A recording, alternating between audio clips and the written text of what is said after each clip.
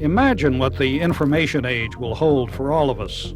The home of the future will be a literal electronic showplace. Mom or Dad will be able to call home from the office and with the touch of a button or two begin cooking dinner. Consumers will be able to grocery shop from their armchairs, viewing products and making decisions item by item. Students and teachers will be linked to each other and to distant learning centers in a nationwide classroom. The newest movies, or classics like Gone with the Wind, will be seen on the latest high-definition wall hangings. Electronic publishing will mean specially edited newspapers at your fingertips. Baseball for one family member, fashion news for another.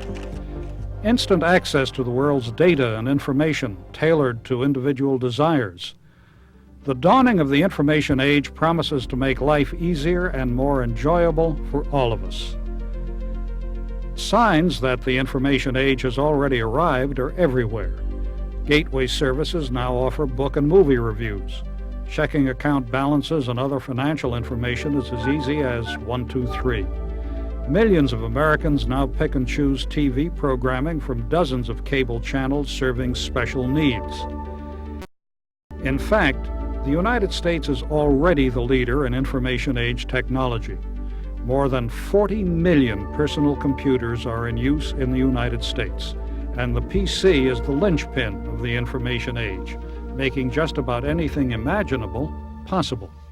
Right now, more than 5,000 databases for PCs are available, and there are more than 600 computer services available to users with a modem. All over America, the cable industry and other providers are linking schools and universities, delivering specialized curriculums to enhance and expand the teaching capacity of our educational system. All of these are examples of how the information age is already evolving at a dynamic pace.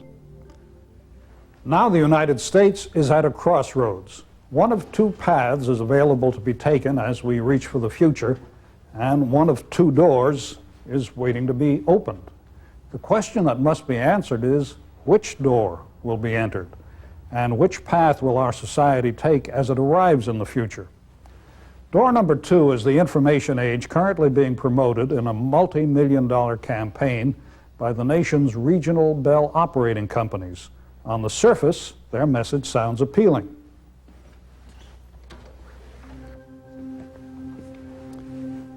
They want one wire, one massive network linking everyone in America. Under this arrangement, all intelligence and control over information could be in the hands of 7 regional Bell operating companies and their computers. They argue that only this path to the information age will allow Americans to receive the full range of telecommunication services and make the United States competitive in the 21st century. However, choosing this door could mean a fundamental change in the way these now regulated monopolies are treated by our government.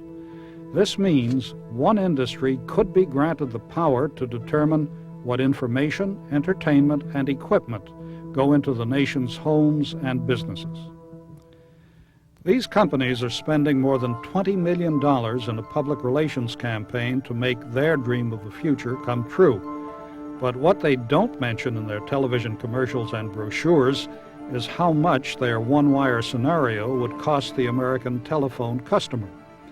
Because the attempt to force all information age services onto the telephone network requires replacing the existing telephone system, the potential costs are enormous, estimated at between $200 billion and $1 trillion. $1 trillion is a lot of money, about twice as much as the estimated cost of the savings and loan bailout, which American taxpayers will be paying for decades to come.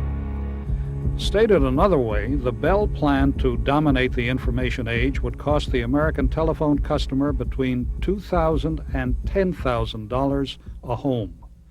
The Consumer Federation of America and the AARP recently released a report warning their members and Congress that the one-wire Bell scenario would increase the monthly bill of each telephone user by $5 for the next 33 years, with many monthly bills rising much higher. Let's face it, one wire, one network means no competition, no competitive prices, no competitive products, no choice. Behind door number one lies the other path to the information age, the path that does offer choices.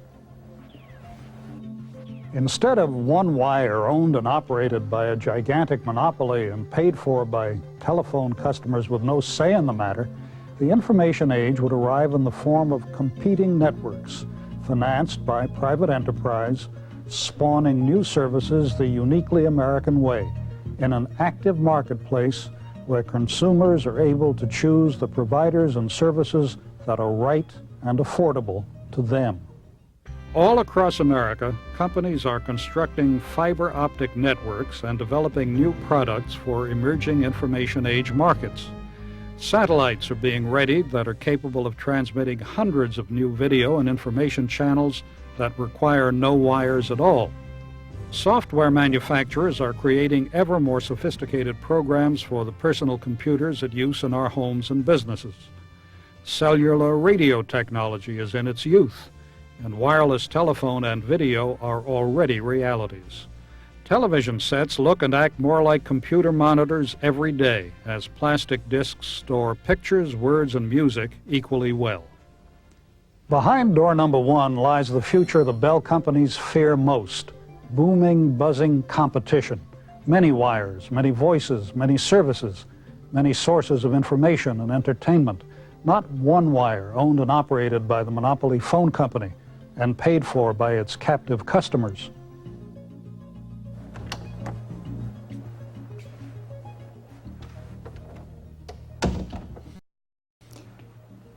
Who will make the crucial decision to enter door number one or door number two?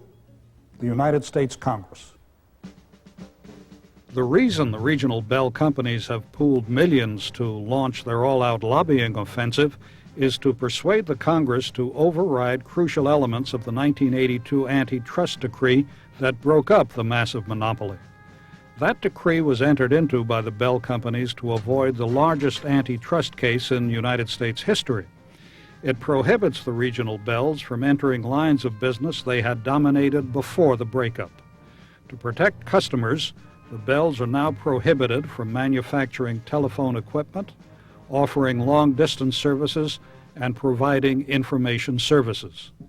The Bell system breakup was a bold move away from the one-wire world and has spurred intense competition in the very businesses from which the Bells are barred. Remember the days when the only phone in the house was a black rotary dial instrument? That was because the Bell system was buying equipment from itself and refusing to allow other phones to be hooked up to its system. But once the one-wire system was broken up for antitrust violations, hundreds of different smartphones materialized overnight. Fax machines, answering machines, personal computers with modems have become the touchstones of communication for growing business. The regional Bells are lobbying Congress to return to the era when they dominated all telephone service. But the prize now is the information age. They fervently want the line of business restrictions removed, and they are asking Congress to override the judicial decree. Is that where we're headed? Toward the one-wire world of the past? As always, the buck really stops with the American public. Learn more about this issue. It's important to our country's future. Look behind the slick telephone company ads. Remember the lessons of the past. Having more choices in the future for ourselves and our children and their children means we have to make the right choice now.